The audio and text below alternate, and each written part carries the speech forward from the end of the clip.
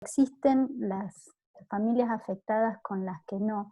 Nosotros nos pasó en 2003 que se afectó un tercio de la ciudad.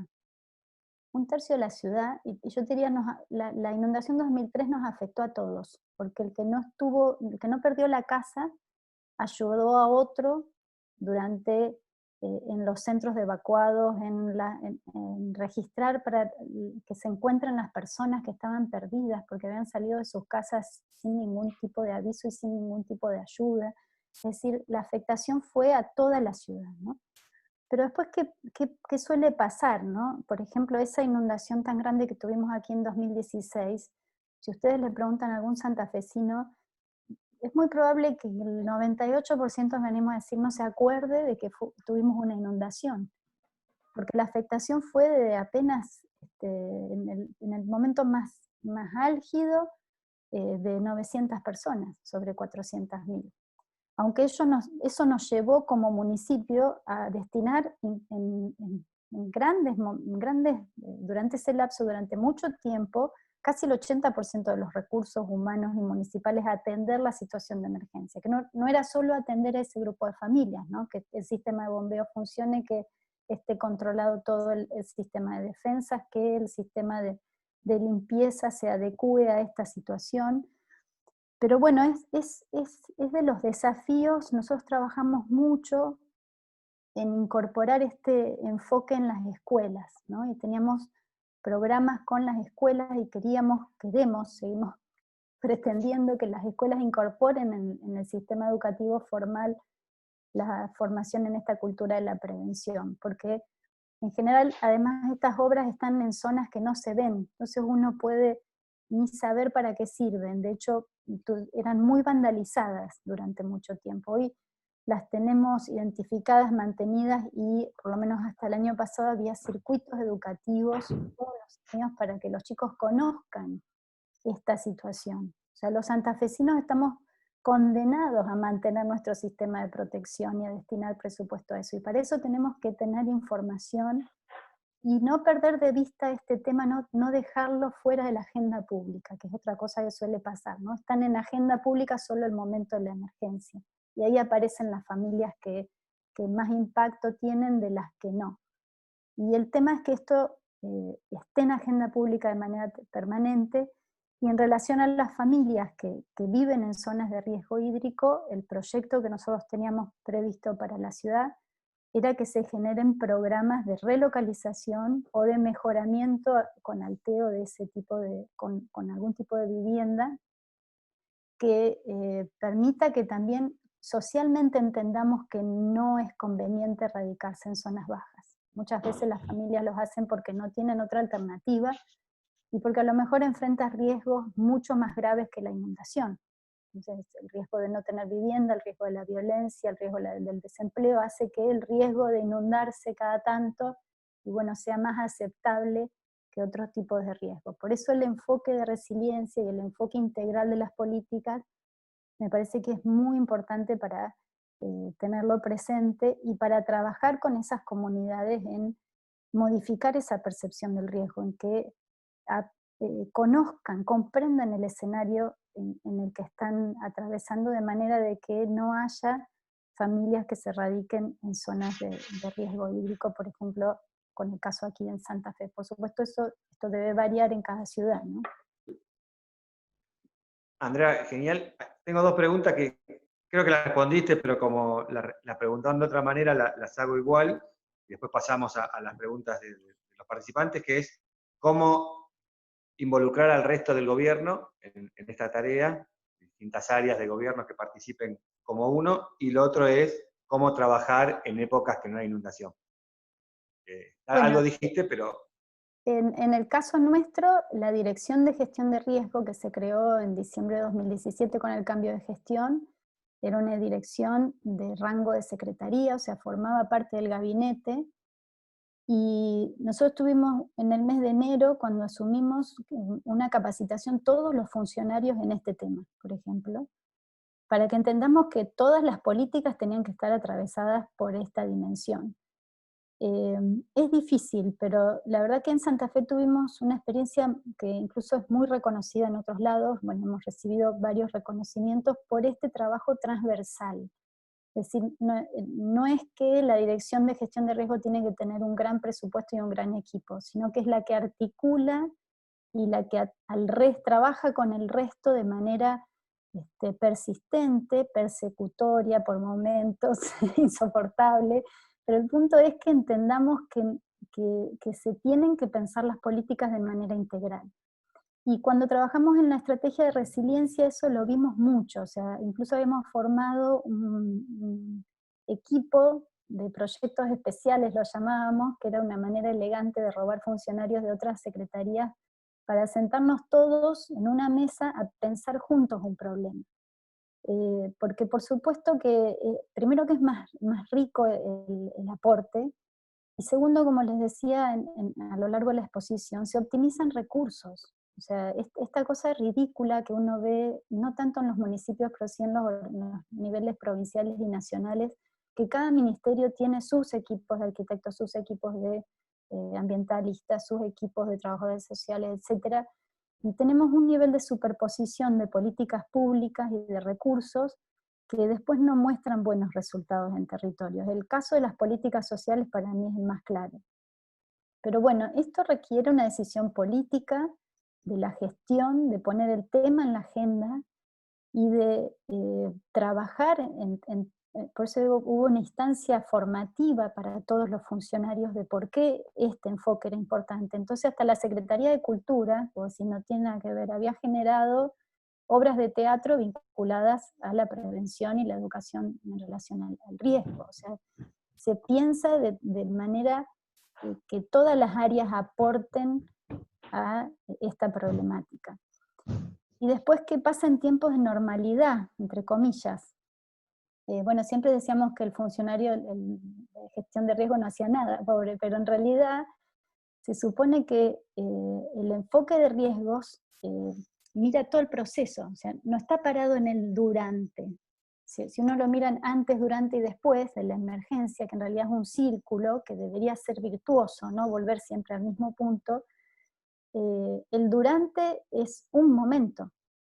El después es también el antes, o sea, si nosotros después del 2016, por ejemplo, durante la inundación grande de 2016, largamos un plan de reconstrucción que estaba muy focalizado en la red vial, porque claro, el 98% de la gente lo que veía es cómo se habían destrozado las calles, no que bien habían resistido las defensas, ¿no? Y qué pocos evacuados teníamos. Y bueno, eso es también un proceso fuerte de comunicación, un proceso fuerte de instalación en agenda pública, de trabajo con los medios, con los periodistas, que no es sencillo, pero que yo creo que hay que sostener, porque bueno, la agenda pública está habituada a mirar el día y la crisis y pasar de página, y no mirar qué pasó después. Y entonces, generar acciones, generar instancias, por ejemplo, en 2016 hicimos, si no me acuerdo mal, cuando fue terminando después de que no tuvimos más evacuados, hizo un reconocimiento a todos los trabajadores municipales, más la Cruz Roja, más el Ejército y otras instituciones que habían colaborado, y juntamos a toda esa gente, eran cientos de personas que habían trabajado para que la ciudad no haya sufrido lo que pasó en 1983, que se cayó el puente colgante, por ejemplo. O sea, es muy difícil poner en evidencia las cosas que salen bien. Pero bueno, hay que pensar, para eso hay distintas estrategias y en eso la comunicación puede aportar mucho. Andrea, quiero pasar a las preguntas orales, pero me llegaron dos por escrito, te las paso rápido. Una es si podés profundizar sobre la cuestión metropolitana y lo que hizo Santa Fe en la cuestión metropolitana. Y la segunda, una pregunta puntual, ¿cuántas personas había por debajo de la cota inundación en 2003? ¿Qué porcentaje de población? La segunda es una Te leo lo que me pregunta llegó. un poco tramposa, vamos a decir, porque en realidad había un sistema de defensa, o sea, Exacto. por debajo del nivel del río estaba el tercio de la ciudad que se inundó. Lo que sucedió es que la defensa no estaba concluida, aunque sí inaugurada, entonces el agua entró y se estancó en la ciudad, funcionó como un embalse, hubo que dinamitar parte de la defensa en la zona sur para que el agua salga. Y en un momento tenía más altura el río adentro de la ciudad que afuera.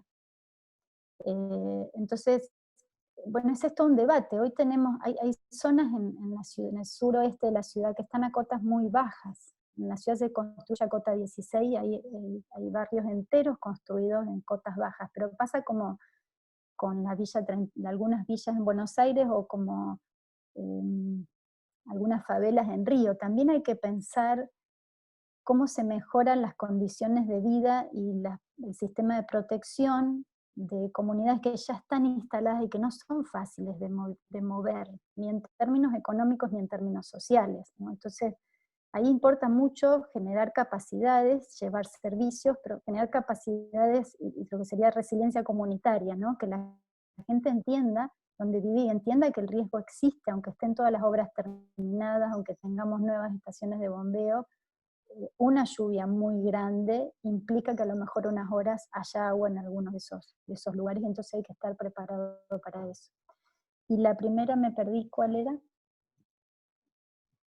La temática metropolitana. Ah, Que bien. profundices un poco sobre lo que hizo Santa Fe Metropolitana.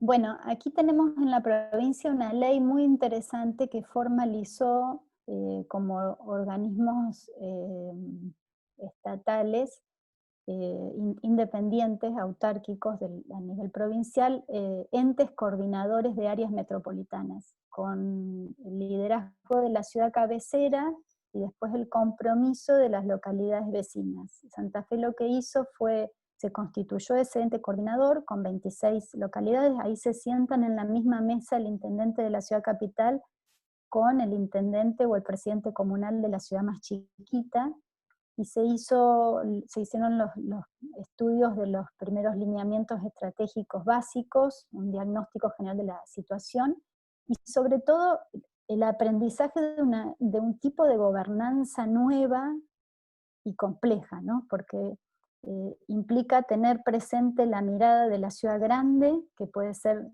a veces avasalladora, pero también la de la ciudad o el pueblo más chico, pero también implica un aprendizaje en la toma de decisiones, porque ese ente finalmente no tiene competencia en muchas cosas, es un ente que tiene mucha potencialidad para desarrollar proyectos integrales, que se formó con un equipo muy chico de especialistas, ahora está un poco parado, esperemos que lo reactiven, que podría desarrollar, por ejemplo, políticas de movilidad, que es ridículo que se piensen solo desde la ciudad de Santa Fe. O sea, se tiene que pensar a escala metropolitana. La política de gestión de residuos no puede pensarse solo en Santa Fe, sino a escala metropolitana. La de gestión de riesgo ni hablar. O sea, Santa Fe puede estar muy bien preparada, pero si no cuidan las defensas de las ciudades de arriba arriba, el problema lo tenemos igual.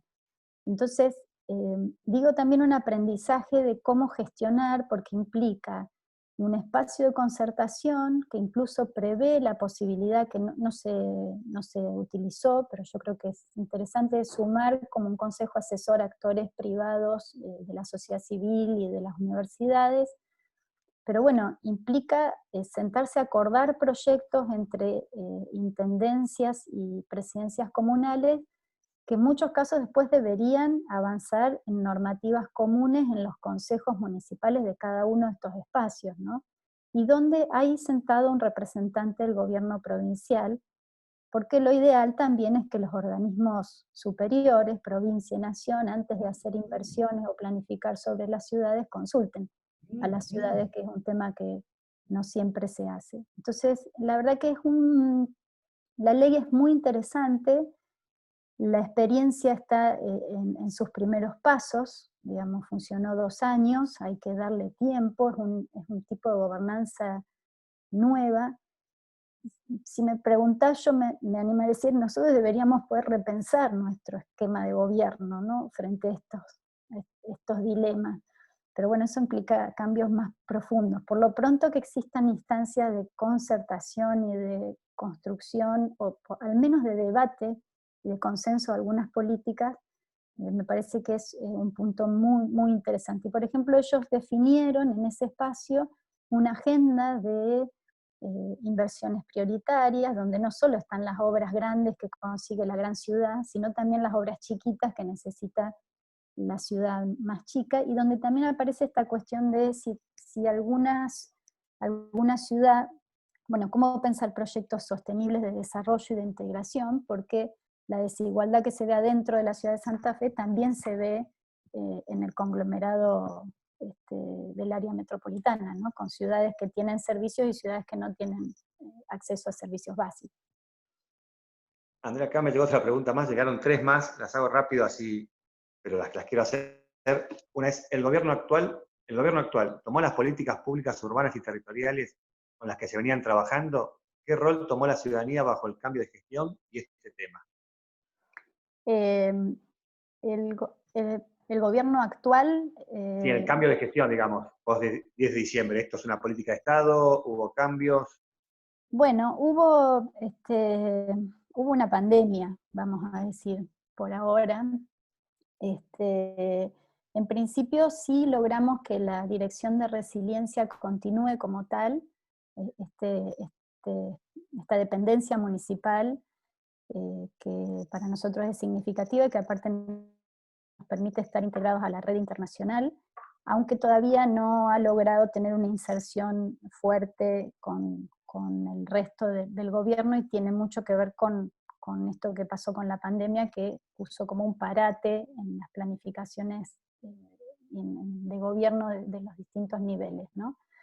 Pero más allá de algunas diferencias y de algunas cuestiones que yo te diría desde el punto de vista discursivo se pretenden reinaugurar o rebautizar, hay proyectos que van a seguir, y hay iniciativas que creo que o la comunidad o los actores interesados van a impulsar.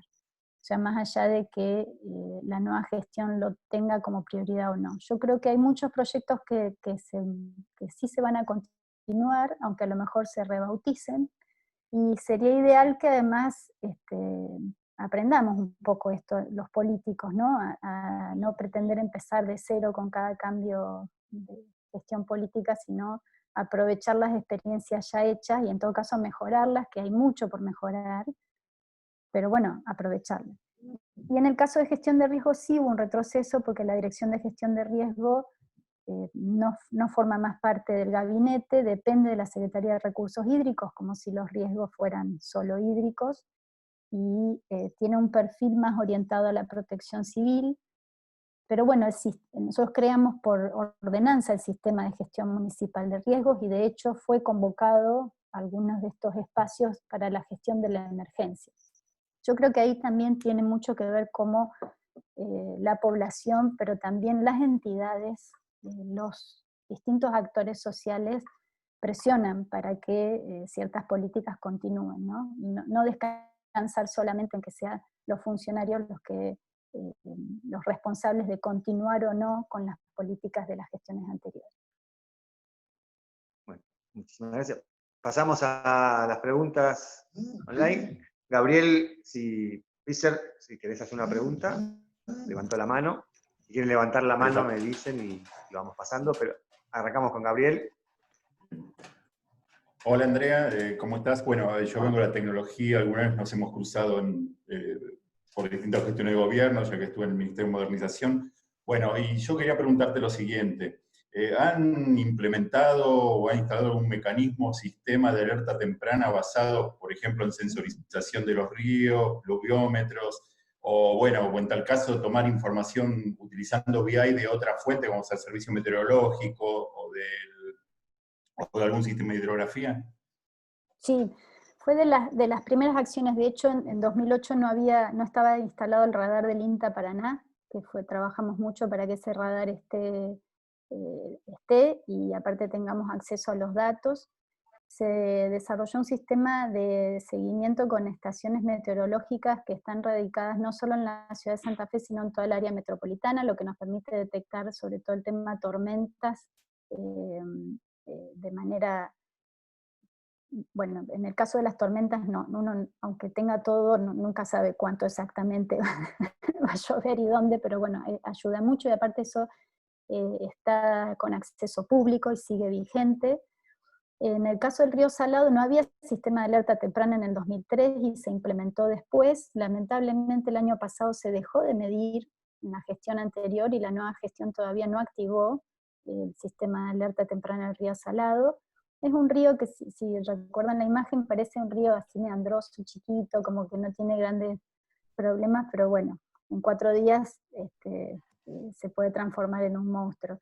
Y el sistema, el Paraná sí tiene un sistema de alerta muy desarrollado, que tiene a su cargo el Instituto Nacional del Agua, con el que además habíamos tenido varias reuniones para que mejoren sus sistemas de pronóstico, porque nos pasó un par de veces que las alertas que ellos emitían, a veces desde una oficina de Buenos Aires, bueno, a nosotros nos activaban protocolos enteros, entonces previendo que el río iba a crecer X metros, ya activábamos la construcción de refugios para las familias a evacuar, y después resulta que la proyección no era buena. Entonces, también apoyar al sistema científico para que tenga buena inversión en tecnología y en modelos es fundamental. Yo diría ahí, lo ideal sería que, nosotros somos una ciudad relativamente grande, entonces había un equipo de meteorólogos, hay en el municipio, que hace el seguimiento, que no duerme cuando hay tormentas para poder activar las alertas, pero lo ideal también es que se fortalezcan los recursos de las instituciones existentes, ¿no? Porque sería ridículo que cada ciudad tenga que montar su sistema de detección. O sea, ese es yo creo que es un desafío, y que, digamos, que los organismos responsables tengan las herramientas y en todo caso incorporen nuevas herramientas para que las ciudades podamos acceder a esa información y contar con esos sistemas de alerta temprana. Pero sí, son fundamentales. Gracias, Andrea. Muchísimas gracias. Creo que había una pregunta de Dante. Dante, ¿estás por ahí?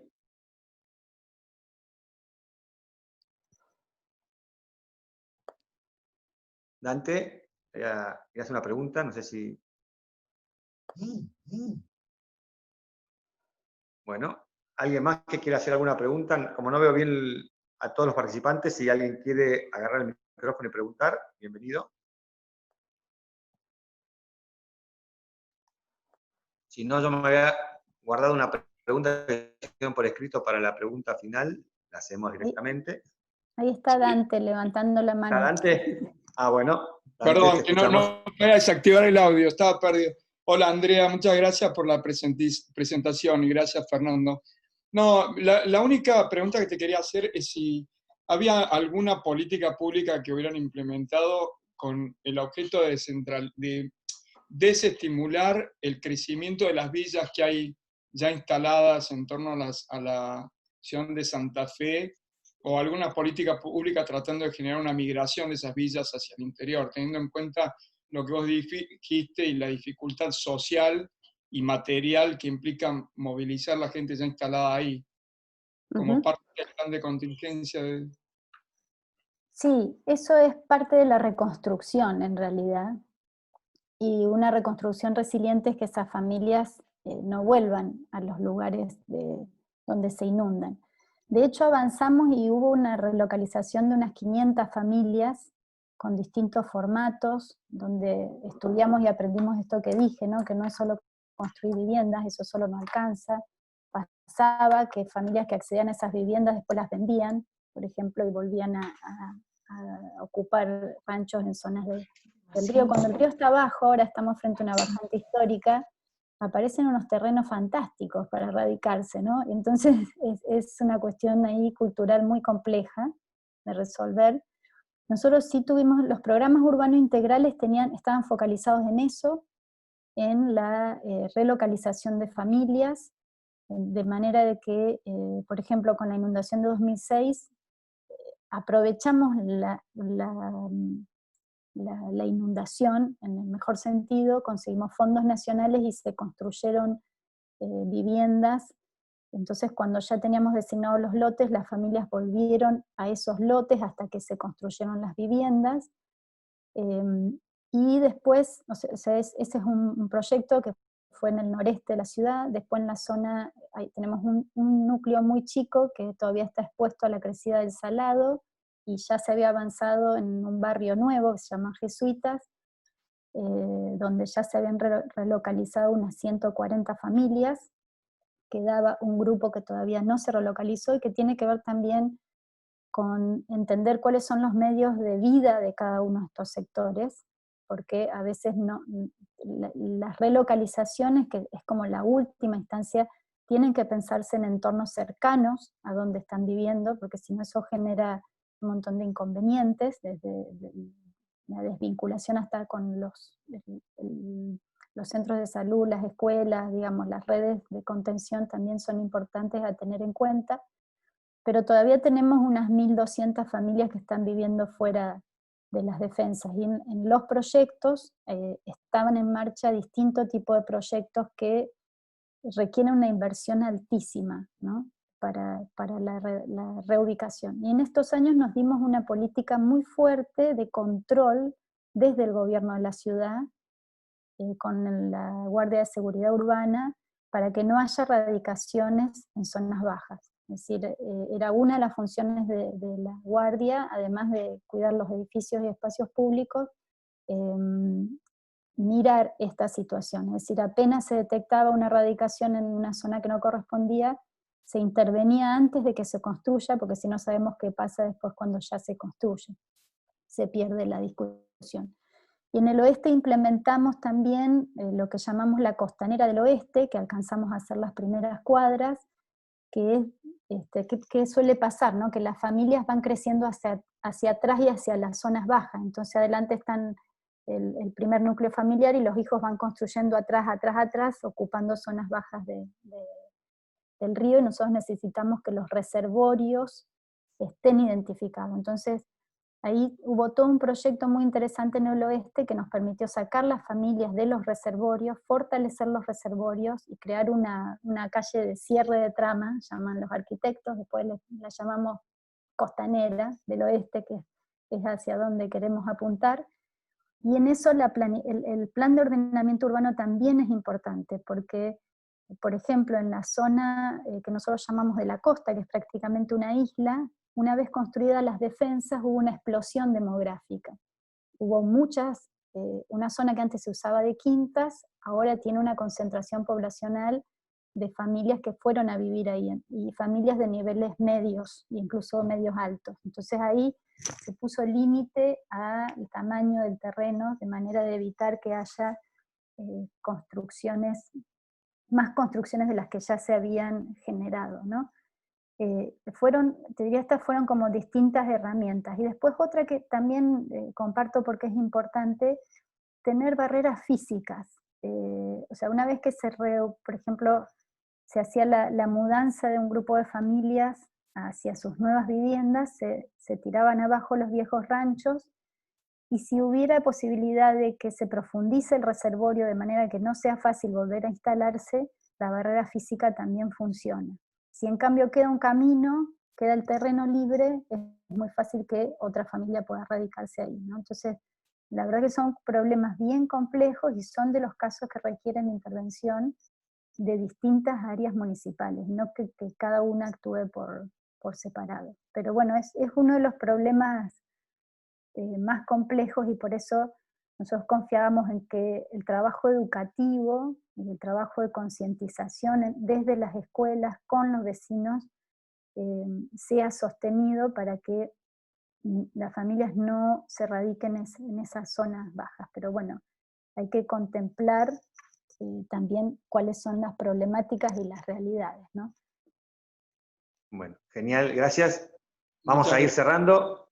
Hacemos última pregunta con Marcelo y después una pregunta escrita que me hizo. Así que Marcelo Rosagaray estuvo a cargo del SINAGIR, así que es una persona que sabe muchísimo de la temática. Marcelo, te paso el micrófono virtual. Bueno, hola, ¿me escuchás bien? Perfecto, te escuchamos. Bueno, gracias Fernando por la invitación. Andrea, muy buena tu exposición. Yo tenía una pregunta que en realidad se apoya en dos cosas que vos dijiste, ¿no? La primera que comparto, ¿no? Que tenemos que replantear la forma en cómo vivimos en las ciudades. Y la segunda es que también afirmabas vos que como nos debemos plantear cómo queremos vivir. Y esto tiene que ver con la pregunta que te hacía Dante recién.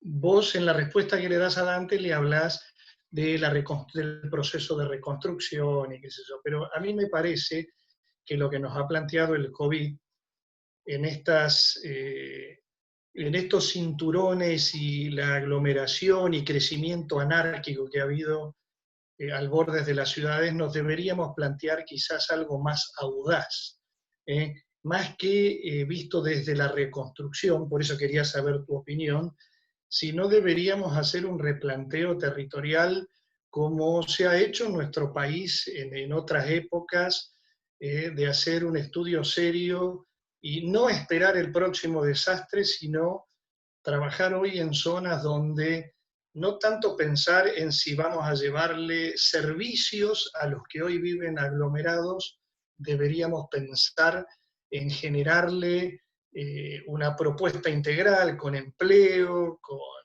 educación, con acceso al transporte, en otras localidades donde evitemos esto que va a ser recurrente en todo tipo de desastres que tengamos, que es la aglomeración. Yo creo en lo particular que haciendo cloacas, mejorándole las condiciones de vida, que hay que hacerlo, pero también hay que poner esa otra política al lado. No sé si compartís esto o han trabajado este tema en Santa Fe.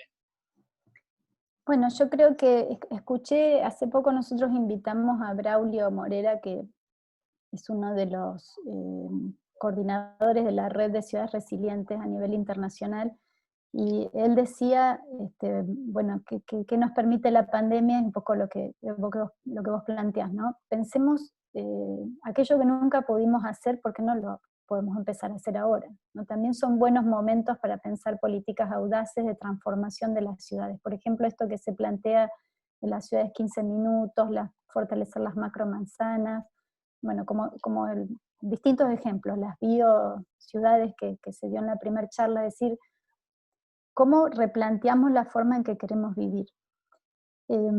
Eso creo que es un proceso que tenemos que hacer, además de manera consensuada con los actores y con la población.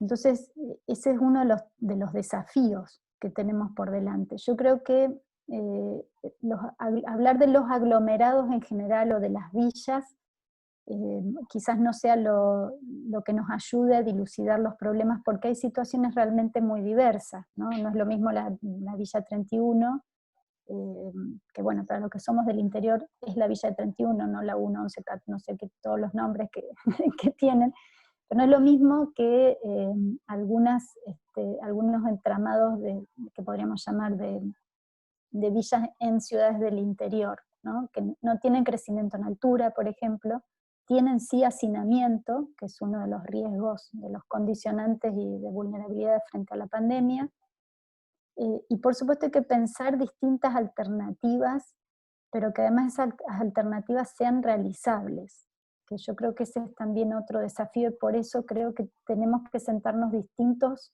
especialistas en la misma mesa a discutir estos temas y con la comunidad.